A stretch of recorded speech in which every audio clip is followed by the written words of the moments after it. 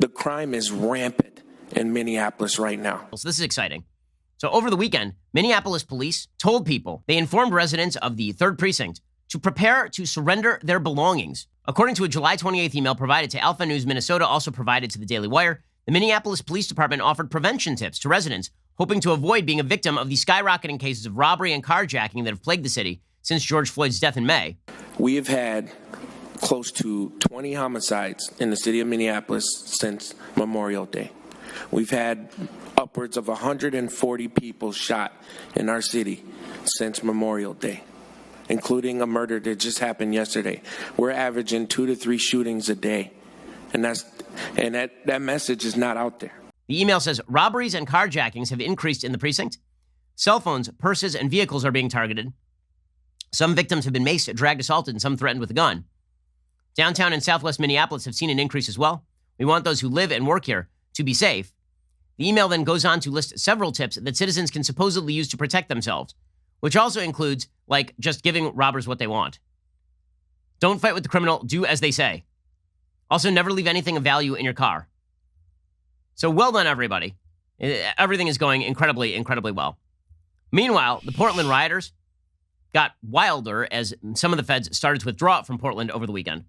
Fox News reported more than 150 rounds were fired. One woman was shot in Portland Friday night, while protesters on Saturday, some of whom appeared to impersonate press, threw glass bottles and shined lasers at city police officers sent to quell the nighttime unrest witnessed for more than 2 months straight.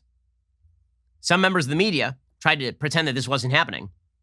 The New York Times' Nicholas Kristof claimed that peace had broken out. Mostly peacefulness. Peacefulness intensifying everywhere. Meanwhile, by the way, anarchists in Portland finally got to what they've actually wanted to do for a while. They were just burning copies of the Bible. Book burning. They're really just going for it now.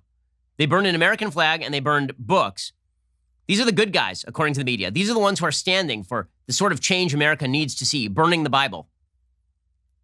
I'm sure this is all going to end perfectly, perfectly well.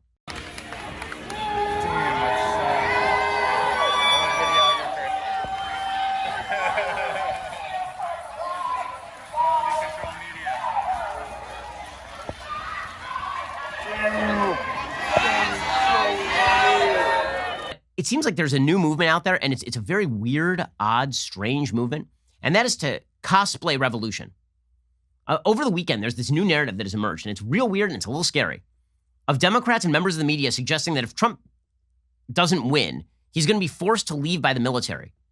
And it's like at this point, they're sort of rooting for a revolution. Now, listen, I think that it was idiotic and horrible of Trump last week to essentially suggest that we should postpone the election, or that he could postpone the election. That was idiotic, obviously. But do I really believe that if Trump loses, he ain't going to vacate the White House and we're going to end with like an armed standoff at the White House, a la the coup in the Soviet Union against Mikhail Gorbachev or something?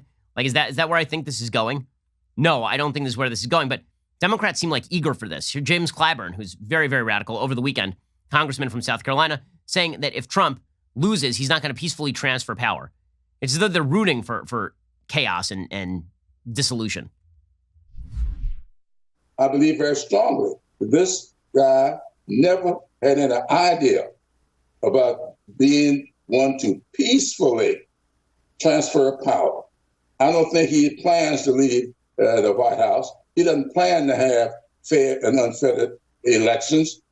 Okay, this is crazy talk, but if you have created such a villain in the President of the United States that it allows you to say lockdown forever, if it allows you to say that kneeling for the national anthem is good and burning flags is good and burning Bibles is good, and that he's such a threat to democracy, he's never going to leave the White House. I mean, that does allow you to get away with nearly anything. April Ryan, journalist, pseudo-journalist, she said over the weekend that Trump, she also put this out there, that Trump won't leave.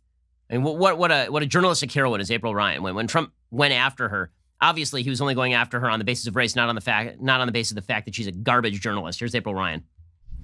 Maya Angelou said, if they show you who they are, believe them. The president has said before in many tweets that he wasn't going. He said it months ago. Joe Biden even acknowledged it. And it's real. So there's going to be a split screen on January 20th, 2021.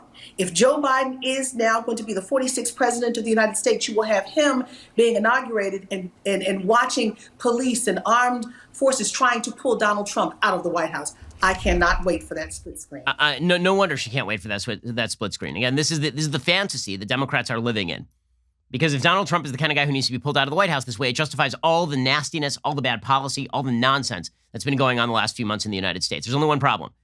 Trump ain't that, and the situation in the United States right now is untenable, no matter who is in the White House.